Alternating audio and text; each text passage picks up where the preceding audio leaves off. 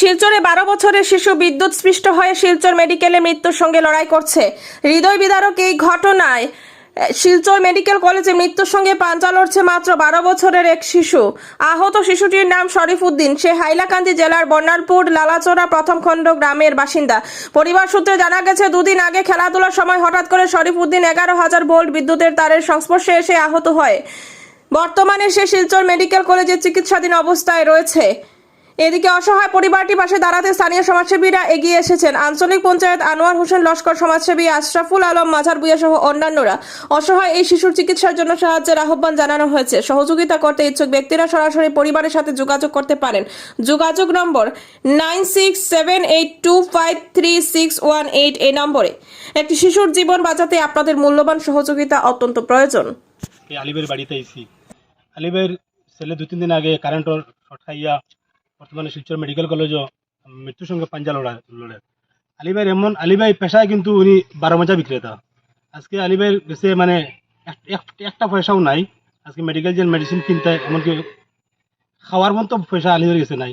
আজকে সোশ্যাল মিডিয়ার জরিয়তে আজকে আপনার সবার কাছে অনুরোধ করি, আর আলিবাইয়ের 10 টাকা 5 টাকা যে যত পারেন দিয়া আপনার সাহায্য করো, আমরা সাহায্য করবো এই বলে বিশেষ করি। আমরা গ্রামের আজকে একটা দুঃখজনক ঘটনা হয়েছে। আজকে 2-3 দিন আগে আপনারা দেখতে পাইছেন, এই ফ্যামিলি এই বাড়ির একজন মানুষ, যিনি খুব হতদরিদ্র, নাম হইল গিয়ে আলী। তার একটা ছেলে গত পরশু এখানে 11,000 ভোল্ট কারেন্টও লাগিয়া বর্তমানে শিলচর মেডিকেল কলেজও মৃত্যুর লোকে পাঞ্জা লড়ে।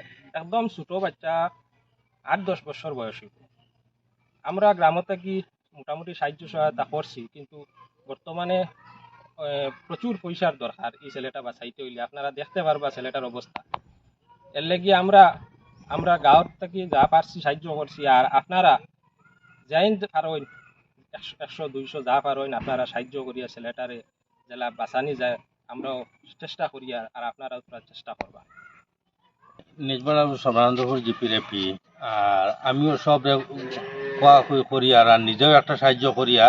আর আমরা ওই জিপির পিআরআই মেম্বার সবের লগে আমারও আলাপ আলোচনা হয়েছে একটা পয়সা দিয়ে সাহায্য সহায়তা করার লাগে, আর আমি নিজেও একটা পয়সা দিয়ে সাহায্য করব। আর আপনারাও সবে সাহায্য ও ছেলেরা সাহায্য করার লাগে আমার এক অনুরোধ রইল।